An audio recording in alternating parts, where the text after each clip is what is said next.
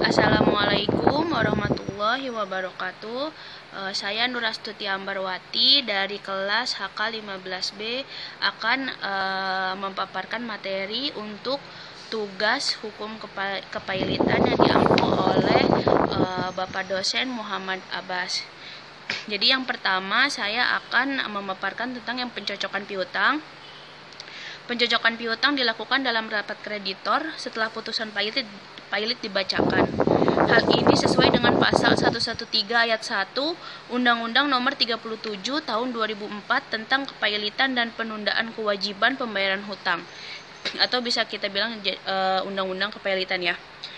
Di situ juga menyatakan bahwa paling lambat 14 hari dari setelah putusan pernyataan pailit diucapkan, hakim pengawas harus menetapkan, yaitu yang pertama, batas akhir pengajuan, yang kedua, batas akhir verifikasi pajak untuk menentukan besarnya kewajiban pajak sesuai dengan peraturan perundang-undangan di bidang perpajakan. Yang ketiga itu hari, tanggal, waktu, dan tempat rapat kreditor untuk mengadakan pencocokan piutangnya.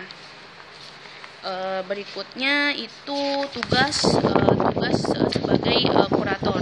Tugas utama sebagai kurator itu adalah yang paling penting melaksanakan tugas pengurusan dan atau pemberesan atas harta pailit sejak putusan pailit diucapkan, meskipun terhadap putusan tersebut diajukan kasasi atau peninjauan kembali. Maksudnya pemberesan di sini itu adalah penguangan aktiva untuk membayar atau melunasi utang.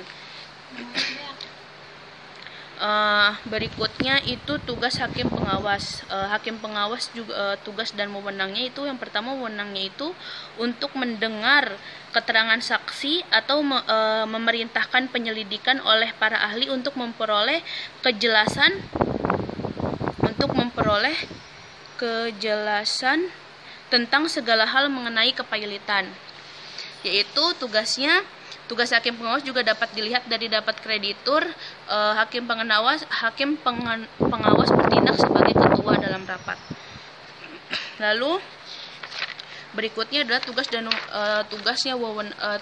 panitia kurator. Tugas panitia kurator adalah memberi nasihat kepada kurator, karena biasanya kurator itu hanya terpusat pada soal-soal yuridis atau administratif saja. Yang berikutnya itu pencocokan bantahan ya, piutang yang dibantah. Bantahan soal pencocokan piutang. Dalam hal ada bantahan, sedangkan hakim pengawas tidak dapat mendamaikan kedua belah pihak, sekalipun perselisihan tersebut telah diajukan ke pengadilan. Hakim pengawas memerintahkan kepada kedua belah pihak untuk menyelesaikan perselisihan tersebut di pengadilan. Perkara perselisihan tersebut diperiksa secara sederhana. Jadi biasanya untuk bantahan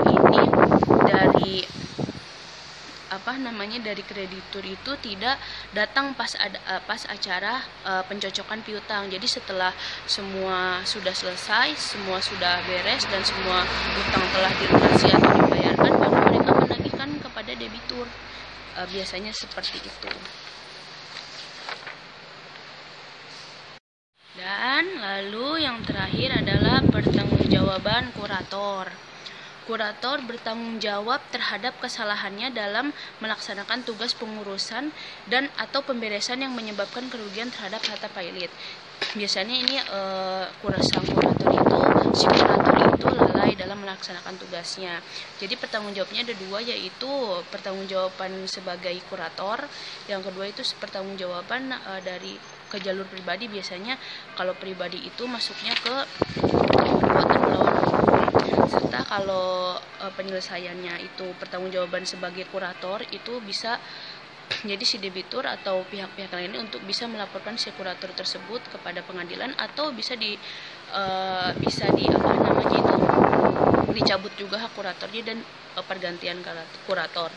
Jadi demikian materi yang bisa saya paparkan, kurangnya mohon dimaafkan. Assalamualaikum warahmatullahi wabarakatuh.